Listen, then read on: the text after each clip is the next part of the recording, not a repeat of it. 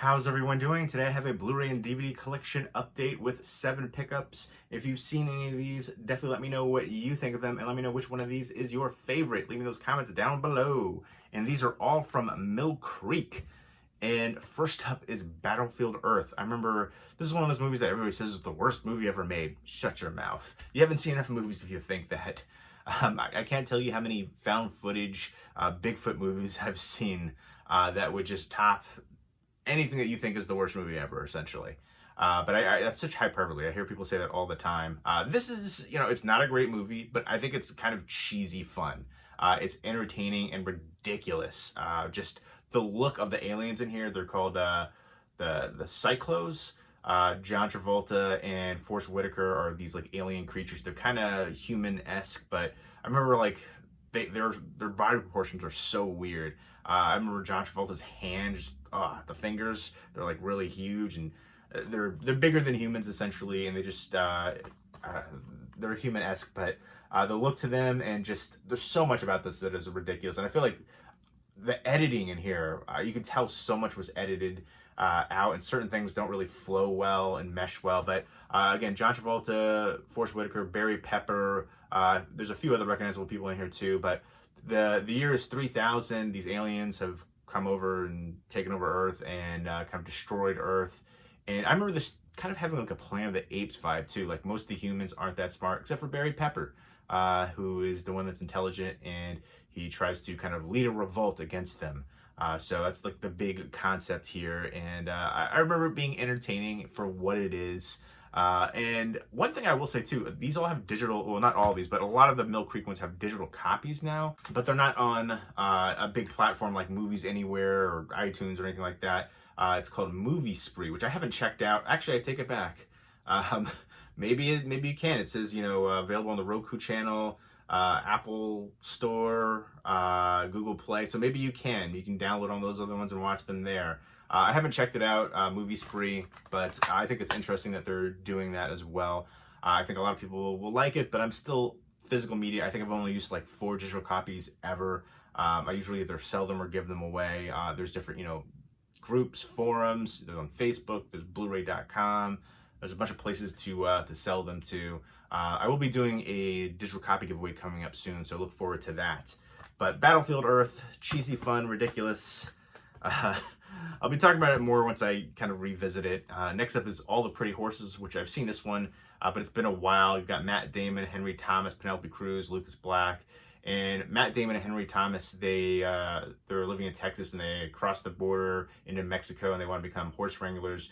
But Matt Damon falls in love with like the big boss guy's daughter, and a wealthy ranch owner. And so essentially from there, Matt Damon and Henry Thomas get thrown into jail and prison down in Mexico, and that's not good. But I also remember Lucas Black too. He was being like hunted and stuff, and he kind of like hangs out with them for a little bit. And from what I remember, he can't really control himself, so he kind of gets them in trouble. I remember really enjoying this film up until like the ending. I also feel like there's kind of like a missed opportunity to have more of a dramatic effect in the prison, especially with one aspect that they kind of like revisit a little bit later. I was like, really? You're playing a little safe.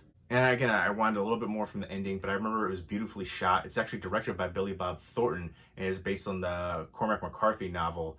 And yeah, I remember really enjoying it up until the ending, and like I feel like a little bit of a missed opportunity here and there. Could have used a bit of a fine tuning. But if you are a fan of westerns that also have a lot of romance aspect, I think you'll enjoy All the Pretty Horses. And I'm going to revisit that one again, though. Again, I think those are the only 2 that I've seen in this lot. Next up is Snow White, A Tale of Terror with Sigourney Weaver and Sam Neill. So I guess it's just kind of like a horror take on Snow White, kind of like the grim fairy tales where it's definitely darker. Like I remember when I was a kid living in Germany, lived there for 4.5 years as a kid. I remember there was like this story that they would tell you. First of all, you should never tell little kids some of these stories. They're terrifying. But I remember this one story in particular. It was about this creature. It's kind of like Freddy-esque. I remember him having like long nails, and it was basically to deter kids from biting their fingernails. I still bite my fingernails to this day. So it didn't work for me, but I still remember it terrifying me as a kid. So the story is, like, they would tell you, don't bite your fingernails. And, this mother was telling the kid, don't bite your fingernails. I have to go to the store. If you bite your fingernails, this creature's going to come and chop your fingers off. And so the mom goes to the store, the kid bites his fingernails, the creature comes, chops his finger off, the mom comes back, says, let me see your hand, and he's missing a finger. So that was like the whole little thing, and I just remember that's horrible, terrifying. I think I did stop biting my fingernails for a little bit, but then later I did. I feel like you can't really even tell. I feel like I do a good job with it, It's not jagged or anything. But yeah, so kind of like, I guess, grim fairy tale-esque, a darker take on Snow White right here. I do like the cast too, just, Sam Neill, Sigourney Weaver, they're both excellent. This also has Monica Kenna. Yeah, I'm going to check this one out. Haven't seen it. I have heard of it before, and I've heard good things. So it's definitely one that's been on my radar, and it's from 1998. Next up is The King and I, the animated iteration. I've never seen any of The King and I versions. It's, based on the Rodgers and Hammerstein musical. I'm not a big musical fan, but I know I've heard good things about this one too, the animated one. So I'll be checking it out. I'm going to give it a fair chance. And The King and I, let me know what your favorite animated musical is. Next up are UltraQ and then Ultraman. And this is from Suburia Productions. I might be butchering that, I'm not sure, but please forgive me on that. It's after co-creating the iconic movie monsters Godzilla, Rodan, and Mothra for Toho Studios, special effects director Eihi Tsuburaya launched his own company. And this was like the first production right here. It's a 28 episode series, and I gotta say, it looks creepy as heck. Look at that. That is awesome looking. I can't wait to check these. These monsters look so cool. And I don't know what this is this person is holding. I don't know if it's like a voice recorder, but it kind of looks like a cell phone, like he's trying to take a picture of this monster. I think that's kind of entertaining. So I'm digging the look to the creatures on here. I'm definitely excited for this. And then next up is Ultraman, which is, a giant alien from the Land of Light. He's from Nebula M78, I guess, is coming into the Earth to try to find this other monster that came here. And this was from 1966 to 1967. It did amazing, I guess, in the ratings, so they continued with the series of Ultraman. I always thought it kind of like influenced like Power Rangers in that, it's like a giant guy and like spandex essentially fighting giant monsters right there. I remember seeing some episodes of this, but I didn't watch like a ton of it, so I'm looking forward to revisiting it. And these also have digital copies. So yeah, the classic series that started it all with UltraQ and then Ultraman. So I'll be checking those out. I'm really excited for the UltraQ just because the look for these creatures look so awesome to me. Makes me think of like all those like 50s sci-fi Cold War era, giant monsters, creature feature kind of stuff, and I dig it. A lot of the stop motion stuff. I love that kind of stuff. Next up is the Lone DVD, which also has a digital HD copy on here. It's called No Safe Spaces. You have the right to remain silent. I think this is going to be like kind of like a political docu feature. It stars comedian and podcast king Adam Carolla and radio talk show host Dennis Prager. And it's just talking about, the assault on First Amendment freedom of speech and, everybody talking about safe spaces to, protect you and, make sure you feel safe. And, just talking about that going to, different universities and, I guess, on social media and just showing how Americans have to deal with that and have to have the courage to defend their First Amendment rights. So, yeah, and then the special features is find out what happens to Firsty, the First Amendment. I think we all, watch those little animated cartoons about, politics and stuff, the Bill of Rights when we were in school.